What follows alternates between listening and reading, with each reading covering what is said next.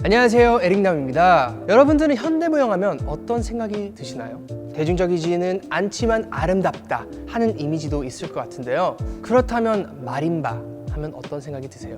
악기라는 건 알지만 어렵다고 생각하는 분들도 계실 것 같고요. 저에게는 현대무용처럼 아는 사람만 아는 이미지가 약간 있는 것 같아요.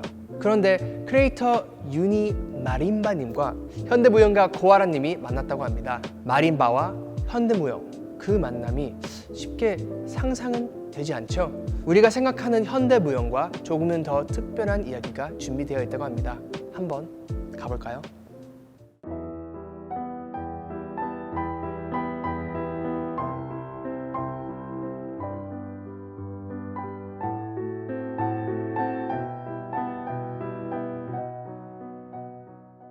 안녕하세요. 발레리나 고아라입니다. 저는 발레도 하면서 컨템포러리 미용으로도 하는 미용의식입니다.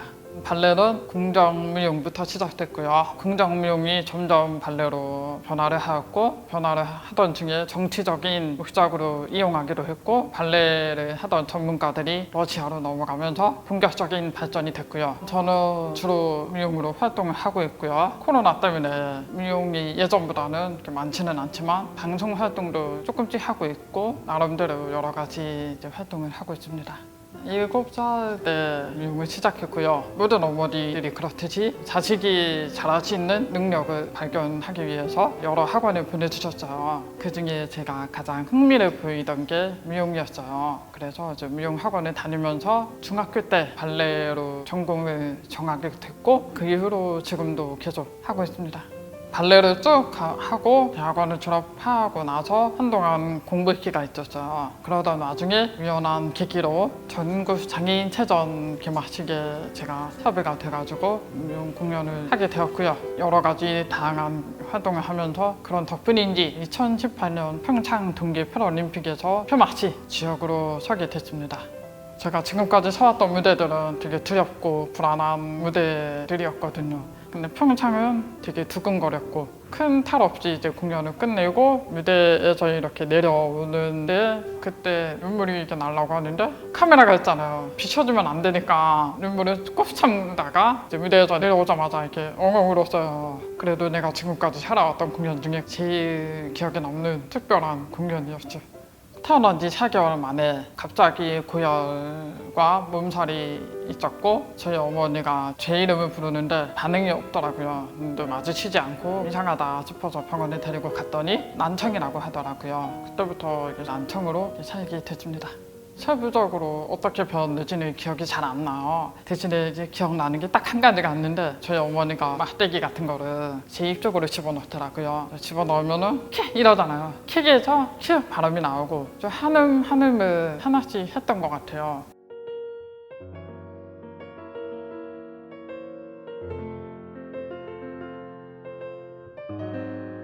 제가 발레를 아무 생각 없이 시작을 했는데 어린 저의 눈에 비춰진 발레는 우산 모양의 우아한 발레 의상을 입고 발끝으로 서는 그런 발레가 되게 화려하고 범접할 수 없는 것처럼 보였어요. 중학교 때 발레를 전공으로 바꾸게 됐는데 그때부터 발레가 점점 어렵게 느껴졌어요. 왜냐하면 전공으로 하려면 내 몸의 뼈와 근육을 인위적으로 돌려가면서 바꿔야 되고 그 난이도의 기술을 요구하는 운동이기 때문에 그런 거를 배우면서 이게 진짜 발레구나 라는 거를 알게 된 때부터 발레가 어렵게 느껴진 거죠.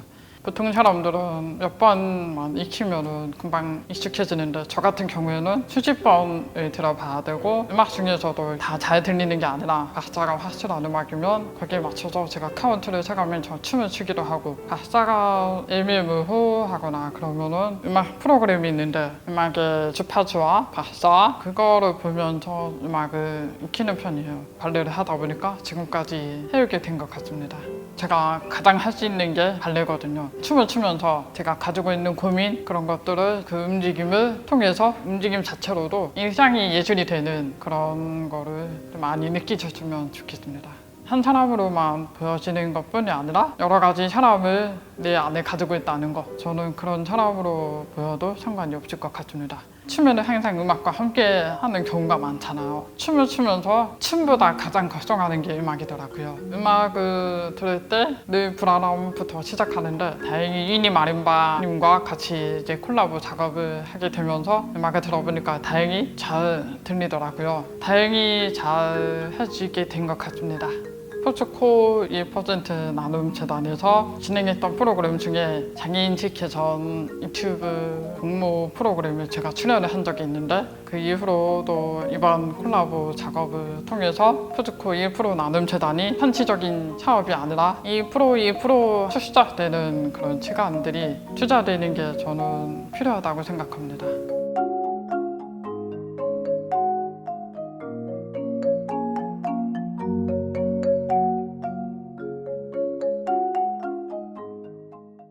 두 예술인의 작품을 보며 어떤 생각을 하셨나요? 저는 어떻게 이런 작품이 나올 수 있는지 감탄하면서 봤는데요. 고아라님은 발레로 무용의 길을 시작하여 현대무용까지 마스터한 무용가입니다. 공연을 할 때 맨발로 하며 바닥에 느껴지는 진동을 발로 느끼고 춤을 추신다고 합니다. 공연을 하고 열정적으로 활동하는 고아라님을 진심으로 응원합니다. 그럼 또 어떤 예술가가 저희에게 감동을 줄지 한번 보실까요?